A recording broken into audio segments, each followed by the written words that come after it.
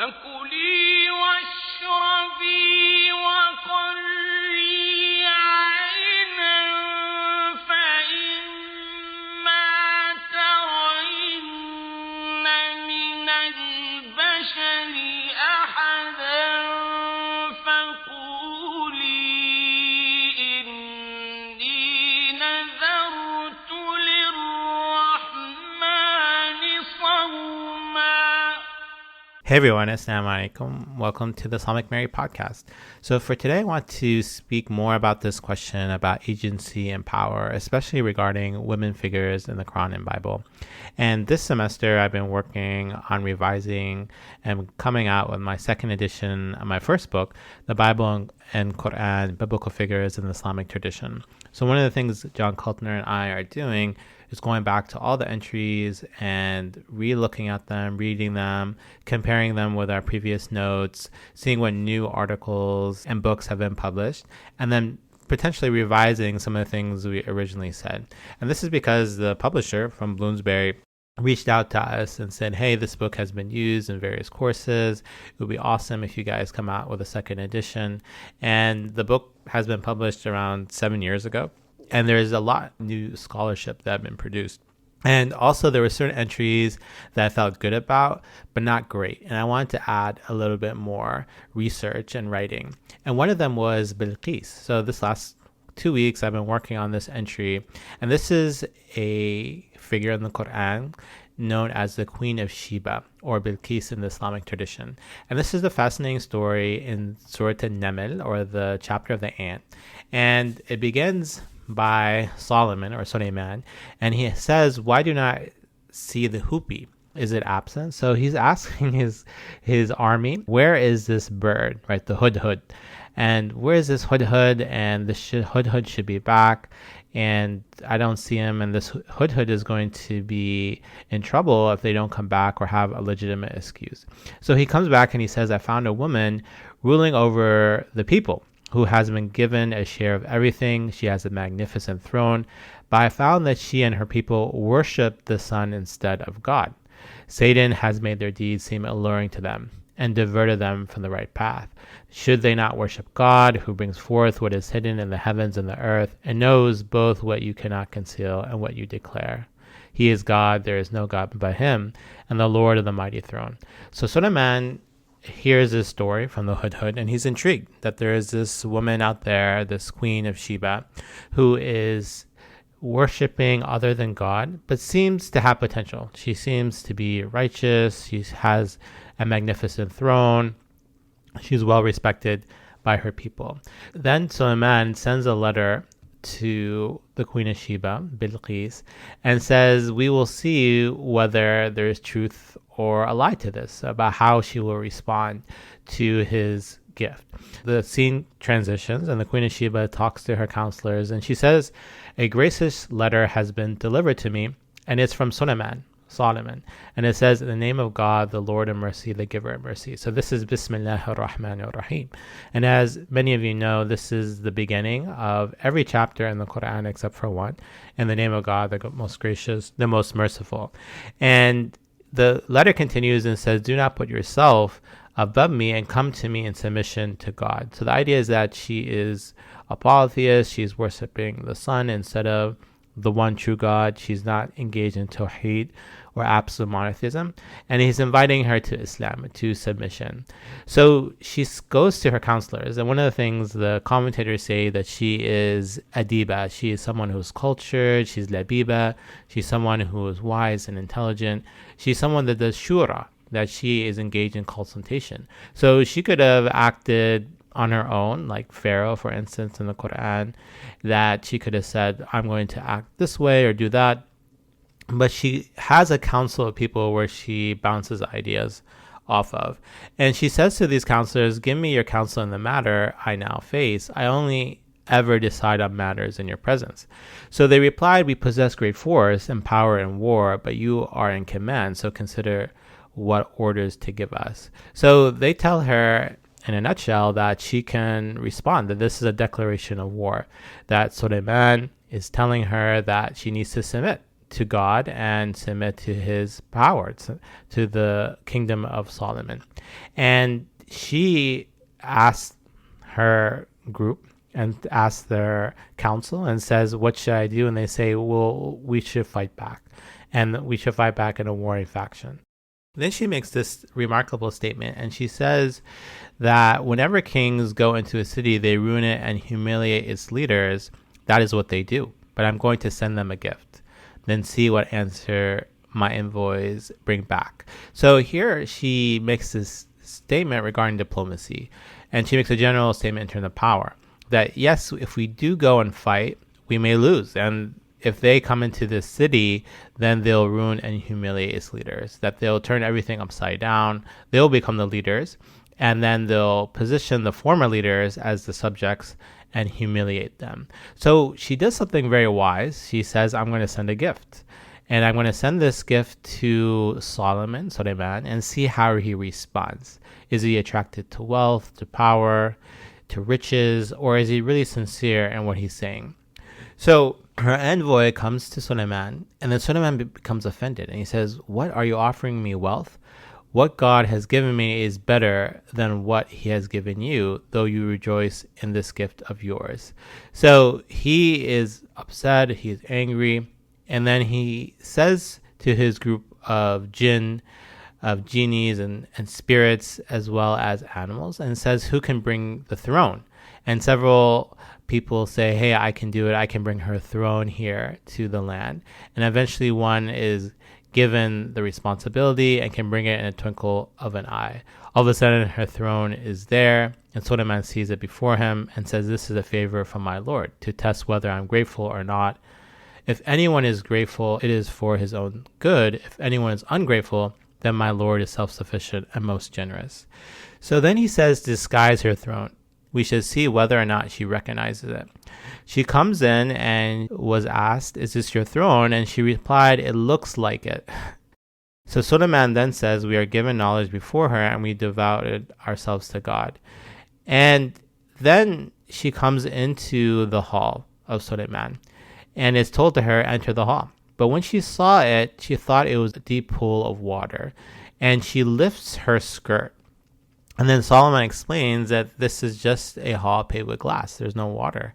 And then she concludes and says, my Lord, I have wronged myself. I devote myself with Sulyaman, to the God, the Lord of all the worlds.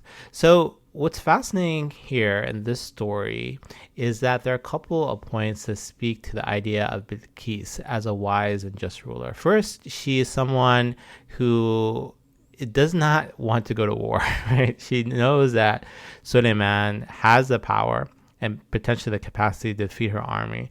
So she rather engaged in diplomacy, and she sends gifts back and forth, and she actually goes and visits the king to see what he is really about and whether he's sincere in his call. Also, what's fascinating is that she is someone who consults. So this is a Quranic theme that in the Battle of Uhud, or one of the battles in the history of Islam in the Medinan era, that the Prophet Muhammad is told, Shawirhum fil amr. So consult these people in their affairs, consult your companions. So here we see that the queen is actually going to her council and she's asking for consultation. She's not acting unilaterally. She doesn't seem like she's a tyrant, and she's someone who is wise and thoughtful. And then this point about her coming and visiting. So this is, of course, an important act of diplomacy, that you visit other rulers and you have personal, intimate relationships with them. And she goes in and she lifts up her skirt, exposing her calf.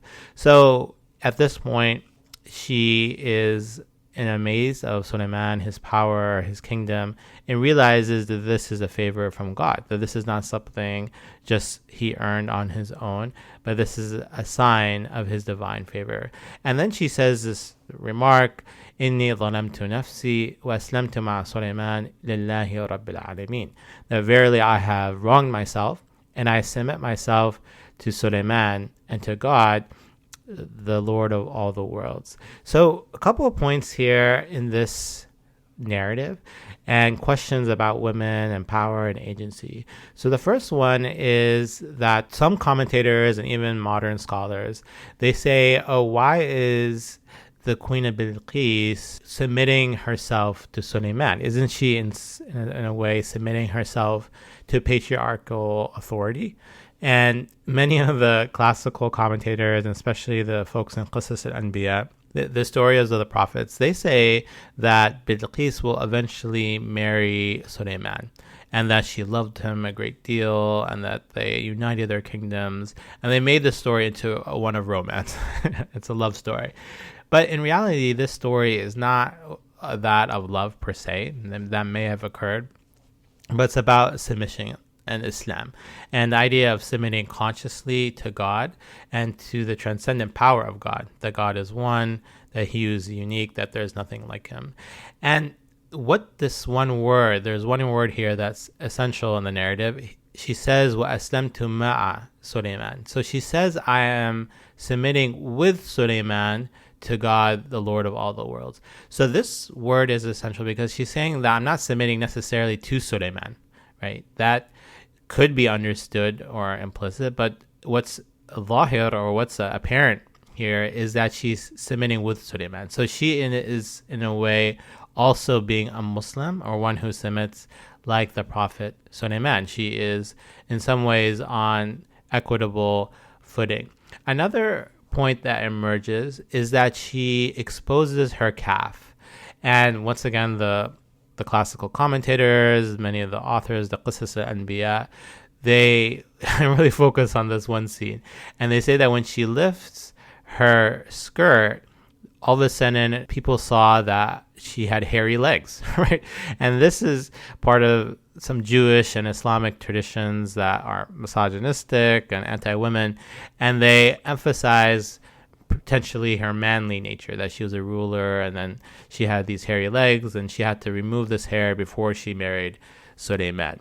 Now, of course, this is nowhere in the Quranic narrative, and some of the classical commentators, such as Ibn Kathir, were very critical of these traditions and say, these traditions are nowhere found in the Quran. They don't even reinforce the Islamic or Quranic narrative. This is a narrative about worshiping God. Where does this idea of her having hairy legs emerge? And I think also modern literary scholars have said this is something that references the idea of truth. So Mustansir Mir has an article regarding this, and he mentions that the idea of exposing, the idea of showing skin, is reminiscent of the story of Adam and Eve.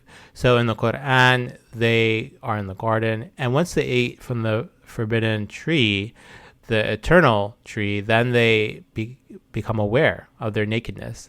And this is a reference to the idea of truth, that someone may be covering themselves, but truth emerges through the exposure of the body. So at this point, she goes in to this throne, and she in some ways covering herself, right? She's covering herself in shirk and polytheism and disbelief, but then her calf is exposed, and this in many ways symbolizes the idea of the exposure of truth. Truth is now known, and then she submits herself to that of God. And I think that also speaks to this other idea of the prayer that she makes at the end. She says, "O Rabbi inni zalamtu nafsi." She said, "Verily, God, I have made a mistake." And this is actually very similar to the prayer of Adam and Eve, that when they actually see their nakedness and when they see their skin, they say, "Rabbana zalamna anfusana." So almost identical. They say more in the plural form, but they say, "Oh God, we have made a mistake, and we now are submitting to you." So the Queen of Sheeba, Bilqis, is making a statement which is very similar to that of Adam and Eve. So in conclusion, we see here that in the story of Bilqis, we have a wise, cultured, and intelligent queen. She is someone who consults with her people. She wants to know what they think. She has a council that she goes to. And instead of immediately going to war, she actually engages in diplomacy. And this is maybe something you could argue many Islamic feminists would say this story, in fact, supports the idea of women rulership, because women maybe are more consultative. They're not necessarily war hungry and warmongers, but they want to actually get to know someone on a personal and relational level. So she consults, she gives a gift, then she actually travels, meets Sulyaman, and then submits to God. And I think this is really the conclusion of the story, the idea of Islam, of consciously submitting, that she's not coerced, but she comes to the realization of God on her own. And this idea of a prayer that she makes is very similar to other Quranic figures that also talk about the idea of dhulm, that they have wronged themselves. And for instance, you have in the Quran as well, Jonah of Yunus, he says, La ilaha illa ant subhanak inni kuntu min al-zalimin. He says, verily, I'm the one who made a mistake. So he uses the word of dhulm, of making injustice, which is similar to the idea here that Bilqis, or the Queen of Sheeba, makes. And at the end, we see that this is a story of her realizing that she doesn't submit herself to that of power and wealth and riches, but she actually submits herself to God. And this is the most fulfilling form of submission. Thanks once again for listening to the Islamic Mary podcast. I encourage you to order my book on the Islamic Mary, Maryam, throughout the centuries. And this is a book that speaks about the idea of Maryam, but also other figures such as Abraham and Moses and other female ones. I would encourage you to subscribe to this podcast, encourage your friends, students, and colleagues to listen to the podcast and share it with them. Several classes have been using it, and as I've been speaking in different audiences, they've been listening to it beforehand, which really enriches the discussion. You can review this podcast. I'm really happy to see a couple of you have reviewed this podcast. That's always a form of encouragement to me. And you can visit my website and my newsletter, where you can subscribe and learn more about the publication of the Islamic Mary and the various programs and events related to it. Thanks once again, and take care.